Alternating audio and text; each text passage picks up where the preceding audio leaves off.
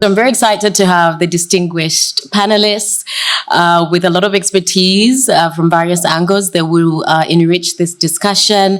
We're looking at policymakers, we're looking at individuals that are actually involved in developing PPP projects. So this is going to be a very fantastic discussion. And so to kick it off, I will start with you, Mrs. Mukovesa. Coming from the Ministry of Finance, I think you can set the scene for us quite well. If we think about the responsibility of the government, yours is not an easy one. Not only are you responsible for developing the policy direction in terms of economic development through the various national development plans, but you also have the responsibility of allocating resources to various competing demands, infrastructure projects, public service delivery. But we also know the government is quite fiscally constrained. Zambia's debt overhang is something that's well known. So in that sense, how important are PPPs, or just having the private sector involved in developing new city projects and just broadly infrastructure so that the private sector can help advance development for the country? Okay, thank you very much. Just to, first of all, thank Charter Cities Institute for this opportunity to be part of the panel, and also to commend Charter Cities Institute for choosing Zambia as your landing base in Africa. We're glad to be there. Coming to the question of the private sector, the importance of the private sector, as you indicated, I think for Zambia, that importance has been made quite significant because of the situation in which we're in. We are constrained, of course, but that has also given an opportunity for us to relook and see the primary role of government and how it can effectively deliver to its people. So it has given us an opportunity to go back to the basics. Given government's role is to actually facilitate socio-economic development, which should ultimately translate into enhanced or better livelihoods for the people. But then when you look at a country, there are various economic agents in the country. It's not just government, you have the private sector, you have the households and so on. All these produce or deliver various kinds of goods.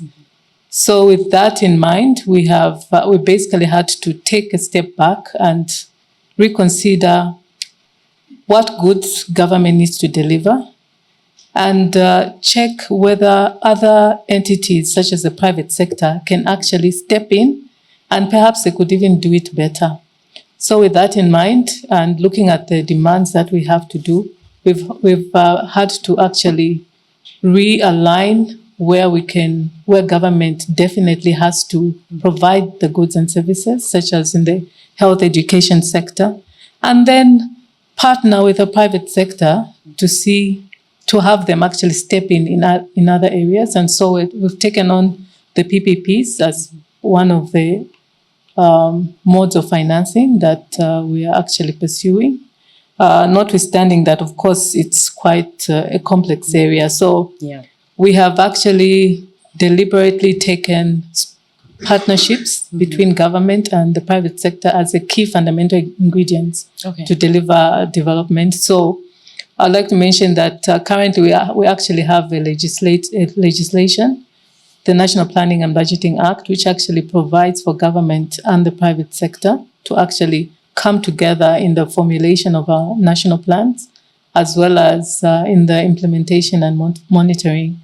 Further to that, our president actually launched what we call the Public-Private Forum, Dialogue Forum, the PPDF, and through that, government actually undertakes engagement with the private sector, because if you're going to actually undertake or deliver certain objectives, you need to know whether things are working for all the parties concerned. So through that forum, government engages the private sector to ensure that the policies which it's putting in place are right, and also to have also the private sector come through and also present so that they can hear government. So this is fully embedded in the policy framework, and there are a lot of institutions being put in place to push this sort of partnership. Yes. All right. No, thank you so much. I'll move on to Hong Kim.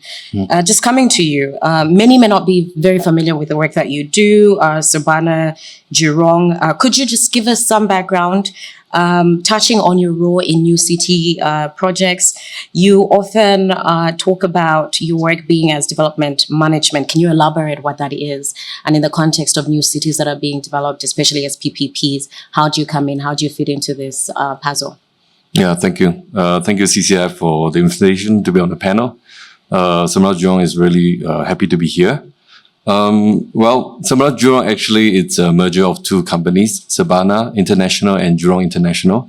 So, and it's 100% owned by Temasek Holdings, which is Singapore's investment holding company. So, a bit on Sabana Jurong, Sabana International is that we are the design consultancy planning arm of Singapore's Housing Development Board.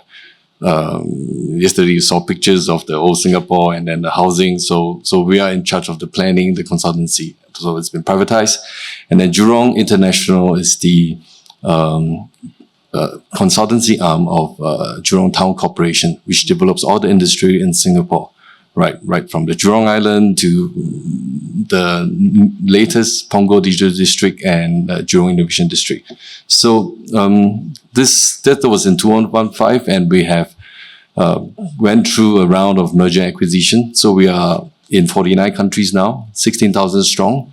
Last year's revenue was about 2 billion Sing, and in 4 years' time we need to hit 4.5. So there's going to be more acquisition and merger.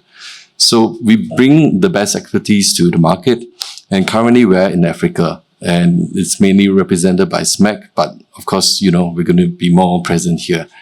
And we have done quite a bit of work here in Africa. I mean, through SMAC, we have done, water projects, treatment plants, sewage, highways, mainly infrastructure projects, and some urban development projects. And in terms of master plan, we've done a bit. Yesterday, you've seen, 2 projects, one in Nigeria, the other one KYC, and which KYC is a PPP project, right? And a lot of some of the ideas, are contributed by us in terms of how it's going to be developed, how it's going to be faced. So, I mean, through our projects in Rwanda, we have actually, we're here since 2007. Very familiar. I mean, our planner is sitting right there in London. He's very familiar with people here. And I think we have also other planning projects in Ghana, Tanzania, South Africa, Burundi, and Kenya. So, and I think a lot of these projects has a lot of ideas. And I think we actually bring a lot of, we were just talking about planning, right? And planning is fundamental to all PPP projects, and as we are involved in different types of projects, mainly as consultants, but we also bring along some of our thinking, right? Our approach to planning. Just a little bit about that, and I think the Singapore philosophy, in terms of approaching anything, it's really about think ahead, think again, and think across. So it needs to be holistic. So that's why it takes a long time for us to roll out a project. Versus where I am now, I'm currently based in Shanghai, overseeing the North Asia operations, whereas Chinese is, I want it yesterday, So that's a little bit different because Singapore is resource scarce, we have little land, we only have, people, and of course a strategic location. And so we're very, very deliberate when we go into development. You will see that, for example, in One North, where, after 20, 30 years, where Biopolis is, we only about 50%, developed, because it's important to get it right in terms of positioning. So, and I think 2 important aspects in developing and laying out a master plan is to have an integrated master planning and development approach. And the other one, which the government plays an important role, is in terms of the dynamic urban governance. And just a little bit on that is it needs, in terms of urban governance, you need to lead with vision, pragmatism, right? You need to build a culture of integrity. You need to cultivate sound institutions, right? To actually, roll out all these plans. And then, of course, the other thing that we can't neglect is to involve community as stakeholders. And lastly, of course, work with markets. You know, you can't just do something out of thin air and expect that you have, you are able to make things work. So the market has to be there. That's why yesterday Craig was talking about KIC, right? You don't just, build. You break out into phases, because as the markets come, you build. You don't build ahead. And as well as, so I think what KIC, shared yesterday, some of the successful, or less successful projects. I think one of the success is to have, importantly, clear objectives and scope. I think you have to have that positioning very well defined in terms of your project scope, understanding roles and responsibilities, and then alignment of public and private interests. Right. What And I'm going to cut you there because we'll get back to that issue Yes. in terms of, aligning the different interests. But thank you so much. So your role is largely to support the planning of the cities, making sure that that plan is then translated in terms of development. That's fantastic. I will come to Naftal. RDB is responsible for investment promotion, for export promotion, attracting the private sector to come in and help achieve the development goals of the Rwandan government. In the context of new cities, special economic zones, which broadly fall into that umbrella, how are you positioned in terms of promoting private sector to partner with the government to develop jointly developed special economic zones? Is your framework more on allowing the private sector to take the lead? How is that configured? Thank you.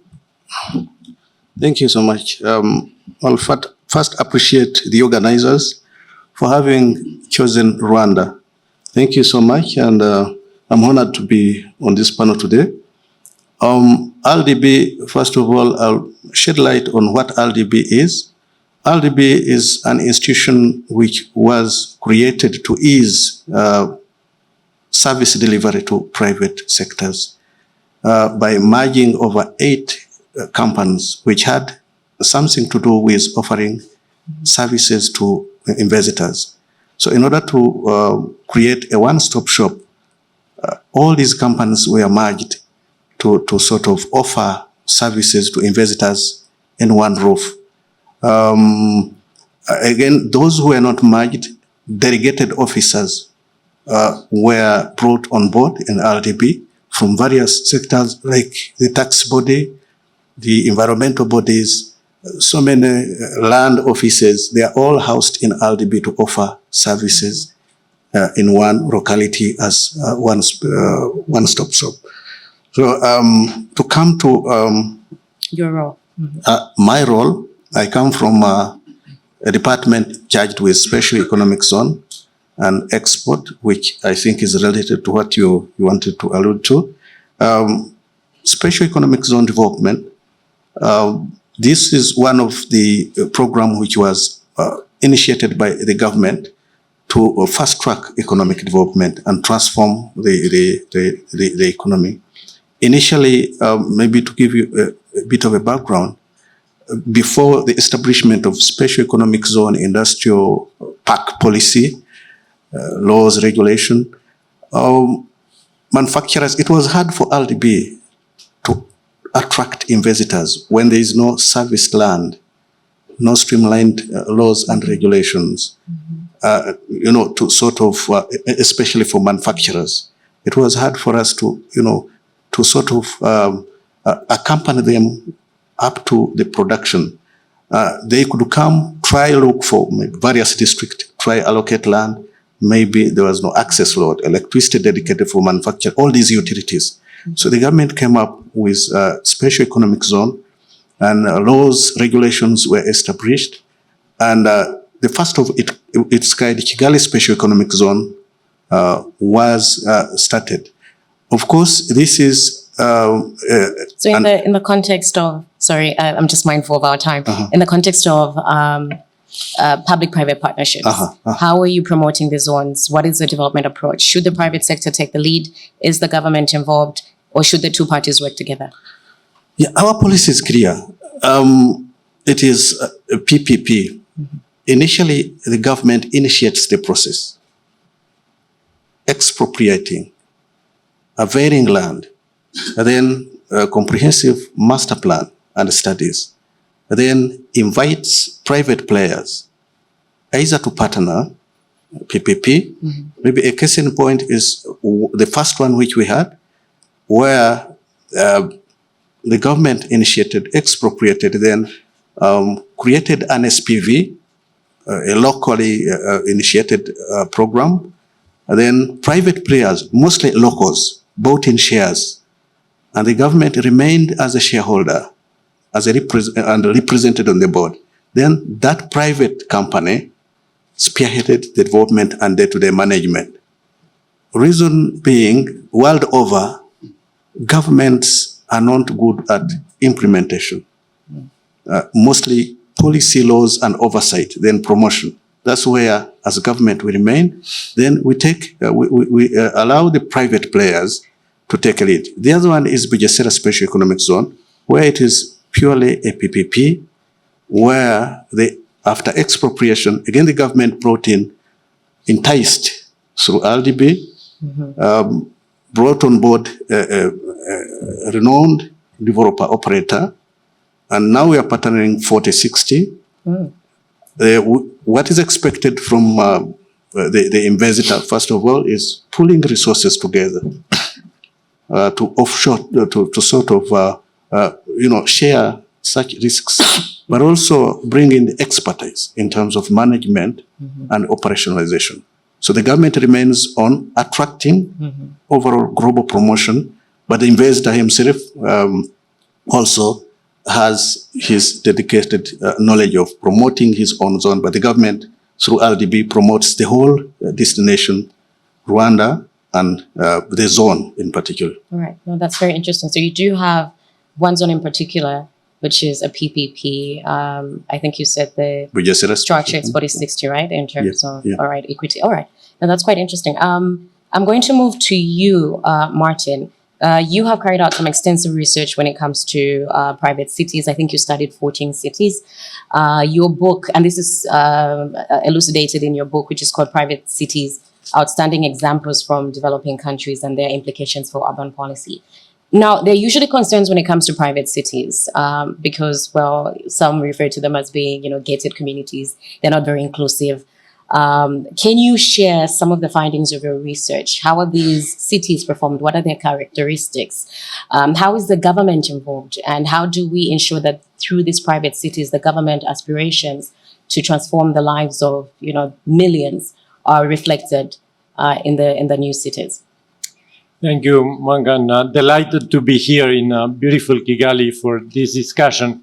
Yes, the book you referred to came out couple of months ago, and we chose to call it Private Cities. It's a World Bank book, so if you just search Private Cities World Bank, it's on open access. We used the word private cities and not new cities to distinguish between the kind of process you get in new cities where you have a government that decides to outsource in some way some part of urban development, can be planning, can be infrastructure, can be the services. And these other bigger entities that we see around the developing world that are born through a process that is less clear-cut, less neat.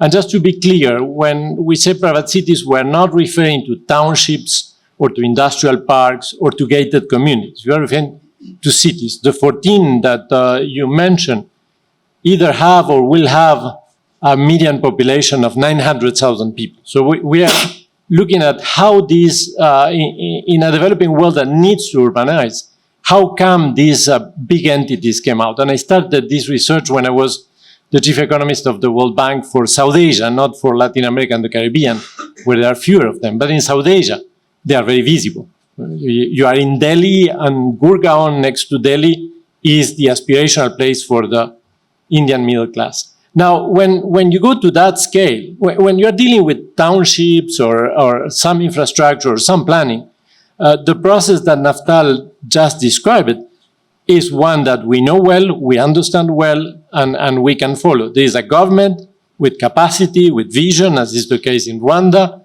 that takes the lead, decides what it wants, designs a PPP, and goes for it. That's a clear model. It has challenges. Not every developing country has that capacity. Every PPP project has issues of unexpected developments that may need renegotiation, dispute resolution. Where and how you do that tends to be challenging, but at least it's a model we understand. When it comes to these bigger cities, it's a more spontaneous process. So we are talking about major surfaces in some cases. Several of them have the size of Manhattan in New York. So the land assembly process becomes a very important part of the problem. And all these PPPs, all these investments work basically because the investor can retrieve, there is a land value capture, can retrieve some of the value that done. And so what we see in many parts of the developing world is a process that is much more organic of interaction between government and the key private player. And key private player is not necessarily a developer, can be a major company that needs, for its own activities, needs a base. It can be a business association. We have had that in some cases. And there are the problems you were talking about time consistency. They're the problems when you go to that scale and you don't have a clear framework, the time inconsistency problems become very big. Basically because when you are building a city, you are creating a constituency. There will be people there. And that can be used by both sides. When you have an investment that is into the billions, the next government may be tempted to change the rules because you have invested there. And so you cannot take your city out. But also the private actor may use that constituency role to take advantage. For instance, what we have seen in cities in South Asia is the developer, for instance, underinvest in services because they know that the population will claim for services and the government will need to step in. And so having a kind of PPP structure for these kind of big undertakings that have, in addition to the usual risk that things will not go in the way you expected, have these kind of political economy risks that are very substantial, is very difficult. We only see PPP-like arrangements in East Asia. Surprisingly, is, you will say, because of the image, these are communist countries. China and Vietnam are examples where we see a very explicit PPP type of arrangement, in some cases by selling the rights of the city during a certain period to the... And I'll ask you to hold that thought, sorry, because I'll come back to you regarding some of those really good examples. I just want to rope in Dr. Uzo here because he is implementing Enyimba Economic City as a PPP. I mean, one of the key processes in even determining whether a project should be structured as a PPP is the commercial and economic viability of the city or the project itself. So if we think about Enyimba, and I know you presented it yesterday, but could you just, remind us in terms of, is it viable, is it bankable? We'll start from there. In terms of, pre-feasibility, full feasibility studies, were they undertaken? And a key element, briefly, that I would like you to touch on, there are usually constraints to get the capital to meet the early stage financing to do the pre-feasibility studies. So how did you go about that? But in short, my two questions are, is Enyimba Economic City viable? Is that proven through feasibility studies? And then the follow-up question is the financing to do that activity to determine its viability. Thank you. Yes, it's viable. Somebody was talking yesterday that you can't bank cities. You can. It's the structuring. I'll give you an example. When we started Enyimba, I worked with IFC and the financial consultants. IFC wanted the financial model, to be a municipality. It's not going to work in Africa. We don't have information, we don't have data. We did an argument for almost 6 months. Now, this is what I want them to do, and what we did. And Subhana Joran will understand that with Singapore. You are dealing with two things: cost and income. Do it as a land company, right? Leave other things you're going to do in the city. Say, is there demand if I service land for the things I want to use them for? Right? What am I going to build in that place that will create that demand? What are the things I'm going to do? Some of them are hardware, infrastructure, water, road, logistics. Some of them are software, regulation that will make it possible. Now, what we did with Subana Jurang is that we did infrastructure plan for the 9,465 hectares of land. Power. We had up to 1,100 and something megawatt of power that we used in the place. We had about 600 and something cubic meter of water per day. So we have to build the water plant. The roads, internal roads, was about, I can't remember the run of the internal roads again.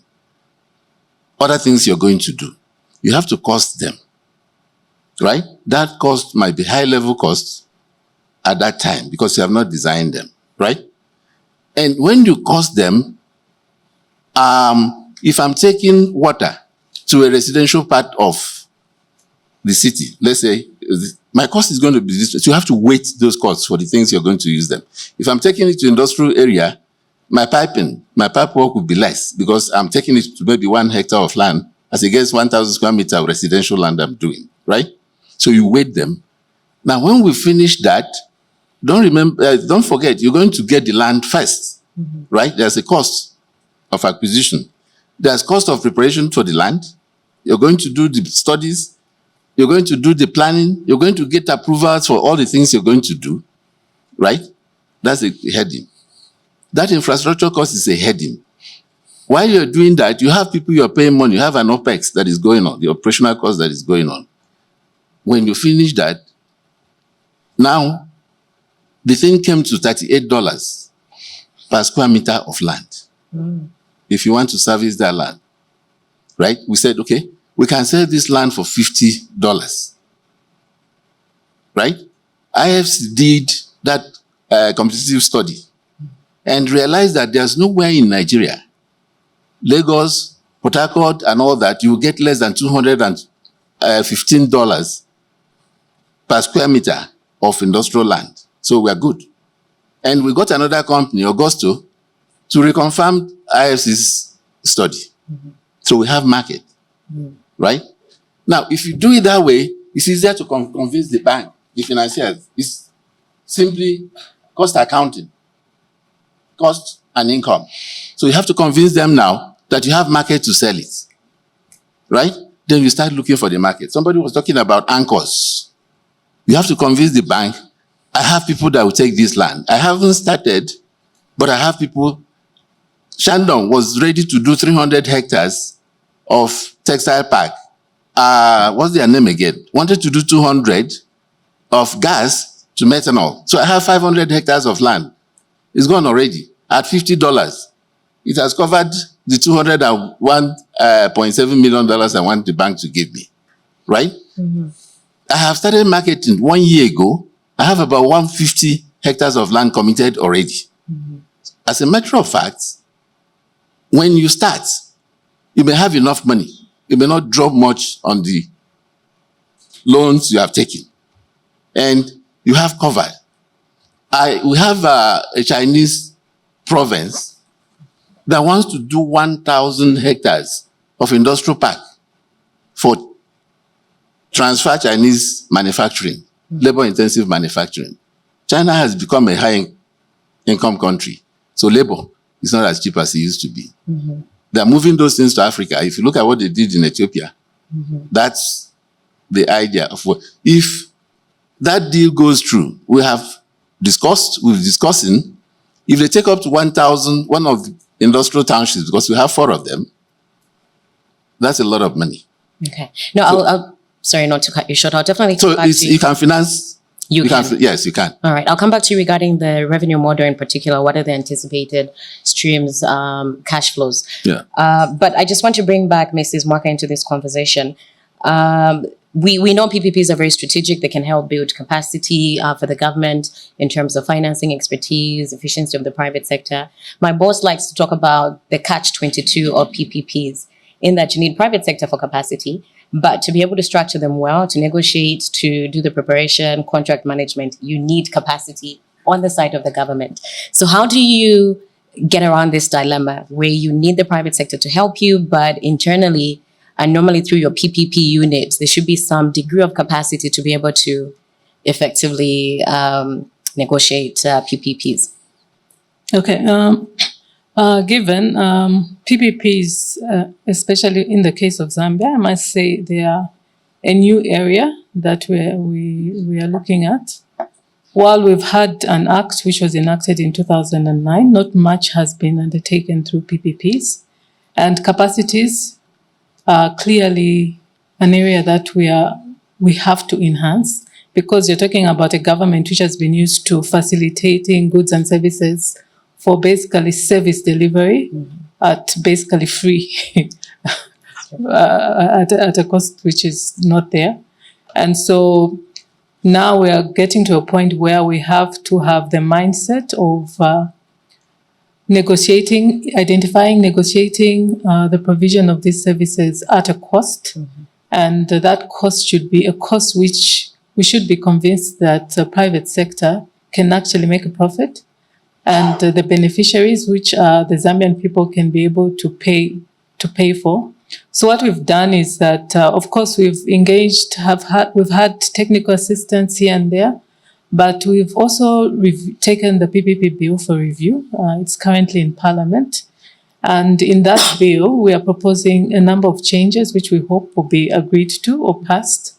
In that we've proposed the creation of a fund which should actually help us be able to get various services such as transaction advisors and so on, as well as be able to undertake feasibility studies, so that we can actually have that leverage to determine that we're actually identifying and also negotiating projects which deliver value for the government. Another aspect which we have included in the bill is the aspect of ensuring that we're overseeing and are cognizant of the fiscal risks that come with the PPPs that we are basically going into. So those are some of the issues, the efforts that we are actually undertaking in that area to build capacity. All right. No, thank you so much.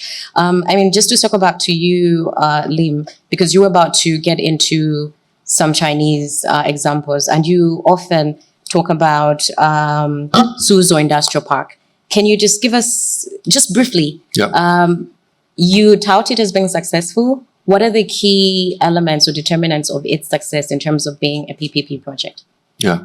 So also, going on what Dr.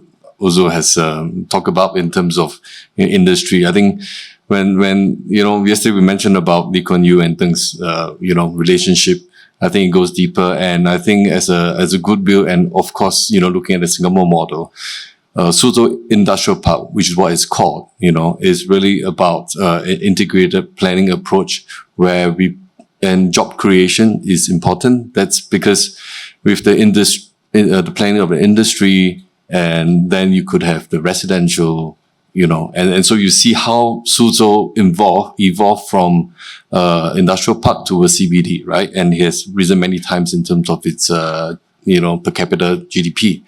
And what the roles of the government is important in terms of policies, right? And what you can give to in terms of transparency, governance, systematic approach.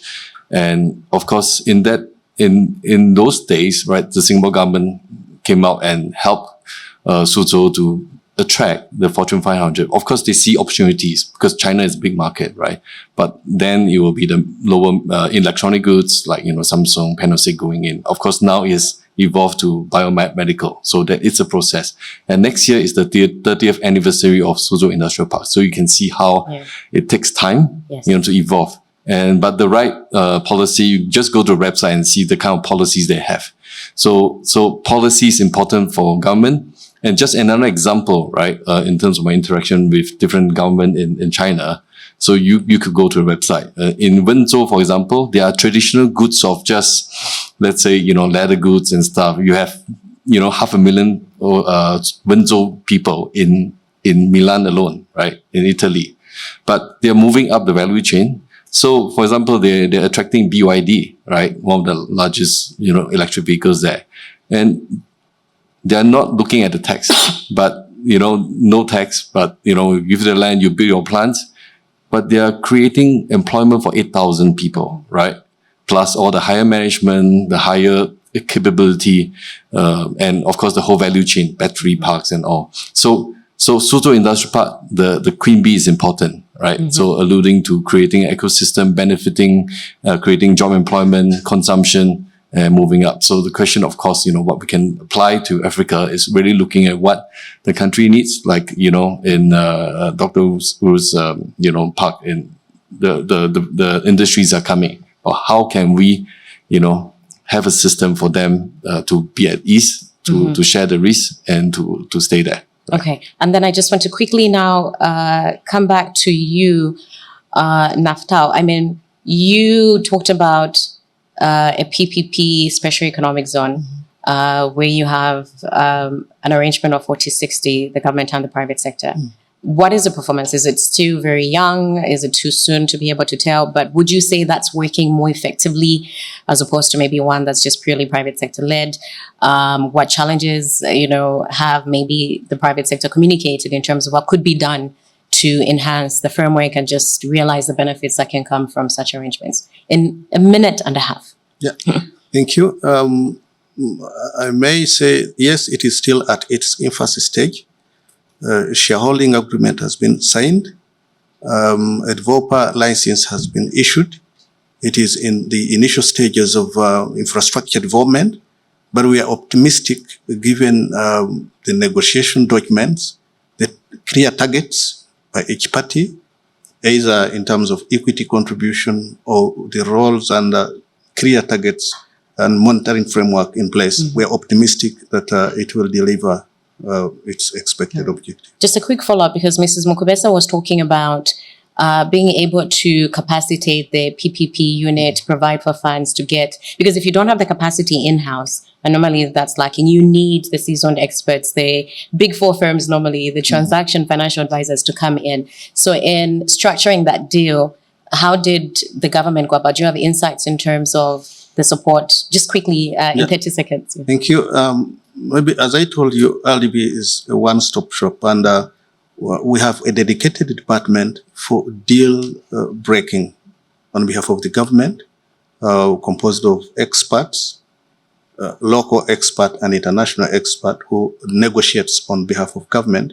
But we also have a department in charge of private sector capacity building, which also supports our private sector to sort of capacitate there. All right. Yeah.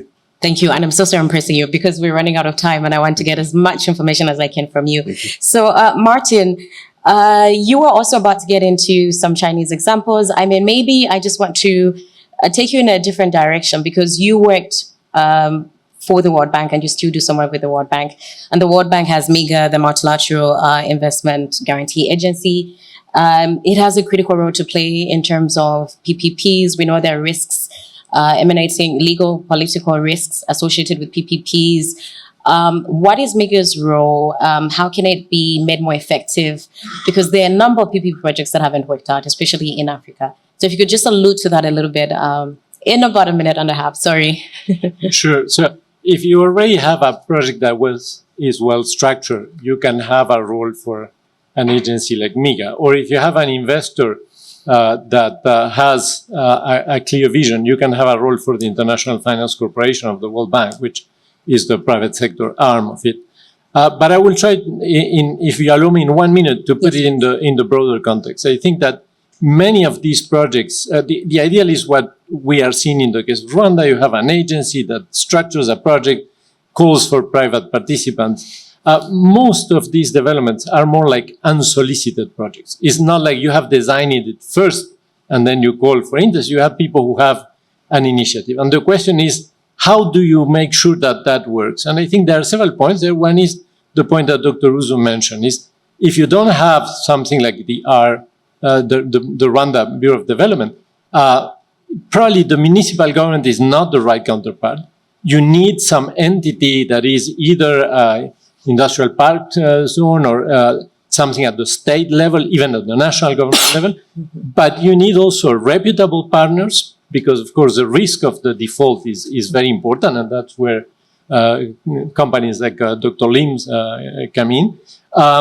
You need some international kind of arrangement, and they're having something like the IFC or MIGA, increases the credibility because it puts pressure on especially on the government to keep its part of the deal. But in the end, what will determine the success is the bankability. And the bankability depends, as both Dr. Lim, Dr. Uzo said, on what kind of economic activity you can have there, what kind of access to markets, what is the business line you will have. Maybe it will be $216 per meter if you do one thing, but it could be less or it could be more. And that's where you have the risk of white elephants, which is a big risk. All right. No, thank you so much. So, and this is a good segue coming back to Dr. Uzo. I wanted to understand more, and I think the audience is also keen to learn the model, because Martin talked about capturing land value. We know there are challenges in terms of just valuation of land. And if you're developing a city where, it's seen to be private sector led, will the residents be able to, pay the rates and all the things that you would, need to be able to capture that? So how are you looking to recoup? Because this is an investment, right? Much as it's meant to also provide social benefits. Where would the revenue come from? Is it toll fees? Just if you could elaborate on that. You have the different revenue streams. Like I said, when you do what I've said, what you are doing, you are selling the land at profit. It may not be much at the beginning, but as activities happen and the place develops, the land value will be going up, right? That's what you do. And you start doing creative financing. Now, what we did was to get an independent power producer, right? And we said, okay, we partner with him and we removed $9 per square meter land on our balance sheet. He's taking that. And we have PPP, power purchase agreement with the power company. So we were going to buy power to gates, but we distribute inside, right? Now, we are doing that, doing the power distribution inside. If we have problem with him at any point in time, we can build our own plant because it's outside our fence, right? And you can do that with water too. If you tell a water company to come and do water when you are starting a city, it's not going to happen, right? Because there's no flow. So you have to do the water. And what we have done is to do it in module. So we have first module that is giving us 62 cubic meter, 1,000 cubic meter per day, as against the 600 and something that serves the whole city. We have a second module. By the time those modules come, 2-3 modules, you can sell that water to a water company, right? It goes out of your balance sheet. They run the water, but you get money from them running the water. Now you get money again when you start managing the city as a municipality, right? So there's service charge. Anybody that is in the city, no matter what you are doing, you have money you pay every year. You have bought the land for $50 and we're giving you lease. Our own lease, less 1 day, because we have to use that to manage the city. So you don't own the thing freehold, right? Now, there's common services. There's street light, security, horticulture, everything you do in the city, you have to pay for it. So you have service like any municipality, cities in everywhere. I'm sure in Kigali, you have ground rent. You pay to the city. So that's a different income stream. that is different. That's the going concern of the city. And that could be a lot. But when you do that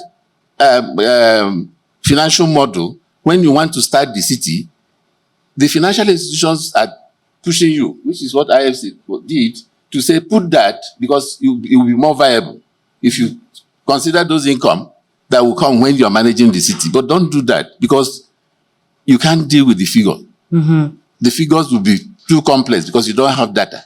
But just do this one. I'm servicing this land. Yes. Can I sell it to somebody that will use it? Is there people that will use it? Simple. For different growth sectors you are doing, for medical, for education, for industrial cities, and the phasing. You don't go and... Mm-hmm. I apologize, I have to cut you short. But just as we conclude, Yeah. you indulge us in less than a minute, each one of you. Mrs. Mukubesa, social concerns when it comes to PPPs, tenure, length, how do you manage that? The concerns from the public. Is the government getting a fair deal? In 30 seconds. Is the government? Getting a fair deal. Usually there are those concerns. How do you address that? Okay, with regards to PPPs, basically what we've done is to make it as transparent as possible. Yeah.